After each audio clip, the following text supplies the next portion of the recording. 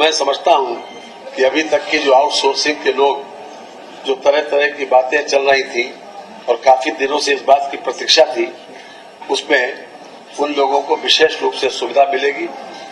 इन लोगों को 1 तारीख से लेकर 5 तारीख तक इनका वेतन मिल जाएगा और जितने भी चाहे जो प्रोविडेंट फंड का जो प्रोविजन है, ESI का है, वो सब कुछ इनके खाते में ही जाएगा जो उस कार्मिक होगा, अर्थात जो किसी न किसी रूप में सेवारत होगा उसी के उसमें जाएगा। अभी तक क्या होता था कि ये सर्विस प्रोवाइडर के खाते में जाता था और तमाम तरीके की शिकायतें इस बात की मिलती थी कि सर्विस प्रोवाइडर ने ये नहीं किया, वो नहीं किया। तो उनको तमाम शिकायतों को किसी भी तरीके से न आए और हर तरह से एक पारदर्शी प्रक्रिया के तहत इन लोगों को सेवा का अवसर मिले। और चूंकि अभी तक सरकार तो देती थी पैसा, लेकिन इन लोगों को यह भी शिकायत मिलती थी कि इन लोगों को पूरा पैसा जितना सरकार देती है उतना नहीं मिल पाता। इसलिए हर तरह से इसमें एक पारदर्शी प्रक्रिया को अपनाने का प्रयास किया गया। साथ साथ आरक्षण का भी प्राविधान किया गया। इसमें SC, ST, OBC, भूतपूर्व सैनिक, स्वतंत्रता संग्राम सेनानी आश्रित, दिव्यांगजन, महिला आरक्षण का प्राविधान भी इसमें किया गया है। बदलाव किया गया। अभी तक तो 10 और 12 वर्षों से लोग आउटसोर्सिंग में काम कर रहे हैं। अभी आपने बताया मैंने कहा ना कि 3 वर्ष के लिए किया जाएगा और एजेंसी को वो लोग कंटिन्यू कर सकते हैं। जी मानदेय बढ़ाने की व्यवस्था जी नहीं, हर साल की बात नहीं है। एक बार तो 3 साल के लिए होगा, लेकिन इन लोगों के लिए काफी व्यवस्था की गई है। क्योंकि अभी तक यदि कि मैटरनिटी अगर महिला है तो मैटरनिटी लीव उसकी व्यवस्था भी की गई है। साथ ही साथ अब तो हो गया जी, और महीने में 26 दिन से इनसे सेवा ली जाएगी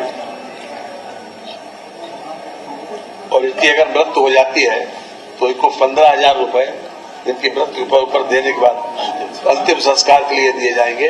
मैं इसलिए कह रहा हूं कि पूरी संवेदनशीलता बरती है सरकार ने इस बात के लिए कि हम जो भी आउटसोर्सिंग के कर्मचारी हैं उनको एक सम्मानजनक मानदेय भी मिले और उनकी सर्विस कंडीशन भी बेहतर हो और आरक्षण का भी लाभ उनको मिले।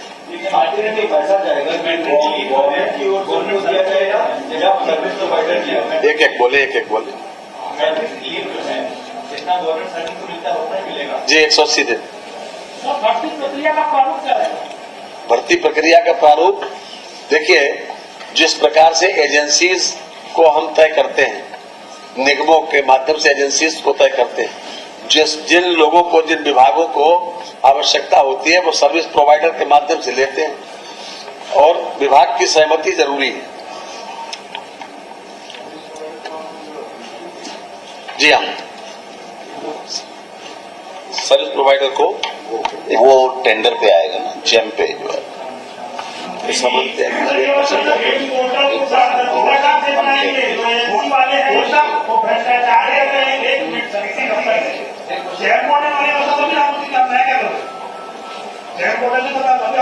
ऐसा है। मैं अभी उनके अकाउंट में पैसा पूरा जाएगा।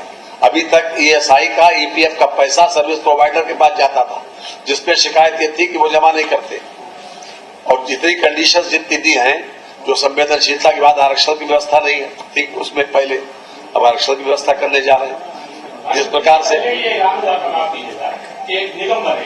निगम ही बना है, निगम के तहत मैंने आपको शुरुआत जहां करी आपने सुना नहीं, मैंने पूरा पहले यहीं से शुरू किया था। उत्तर प्रदेश आउटसोर्स सेवा निगम का कंपनीज एक्ट 2013 के सेक्शन 8 के अंतर्गत ये व्यवस्था लागू की गई।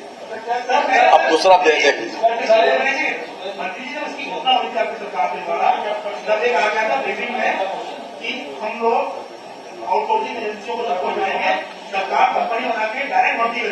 निगम के माध्यम से ही कर रही है। निगम के माध्यम से उनका चयन करेंगे। चयन जो है वो एजेंसीज का चयन उसके माध्यम से करेंगे, निगम करेगा। एजेंसी रहेगी।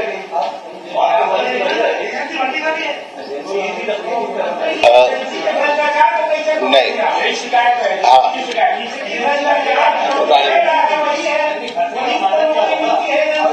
सुनिए सब एक साथ मैं इसको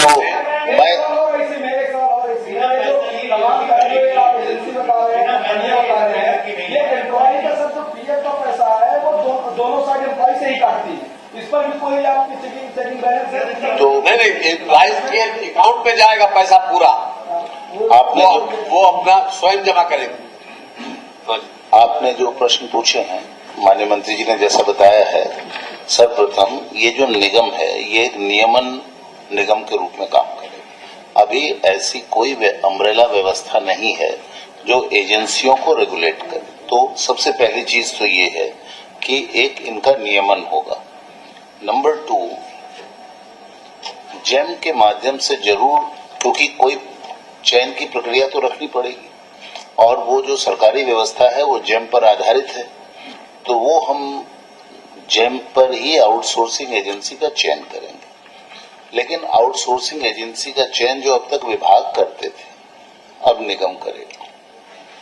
जिस विभाग को जितने मैन पावर की जरूरत है वो निगम को बताएगा, निगम उसकी आवश्यकता के अनुसार मैच करते हुए जो चयनित या क्वालिफाइड कहूंगा आउटसोर्सिंग एजेंसियां हैं उसको अलॉट कर देगी।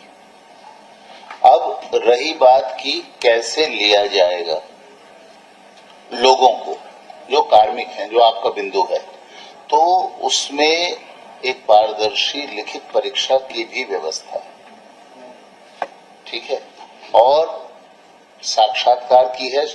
तो 4 श्रेणियों में जो आउटसोर्सिंग हम सेवा लेंगे, आउटसोर्सिंग सेवाएं लेंगे। उदाहरण के तौर पर जैसे कि सरकार में ट्रांसलेशन की सेवा, तो अगर हमें वहां पर अनुवादकीय सेवाएं लेनी है तो जो ट्रांसलेशन का ज्ञान रखने वाले लोग अप्लाई करेंगे तो हम उनकी सेवाएं लेंगे। नंबर 1, उस सेवा के लिए हम उनको पे करेंगे, तो हमने उनको अलग अलग श्रेणी में डाला है। तो जैसे इसी चीज को बताने के लिए अनुवादकीय सेवाएं जो है श्रेणी 2 में आएंगी, उसमें हम अप टू 25,000 रुपए तक देंगे, ठीक है।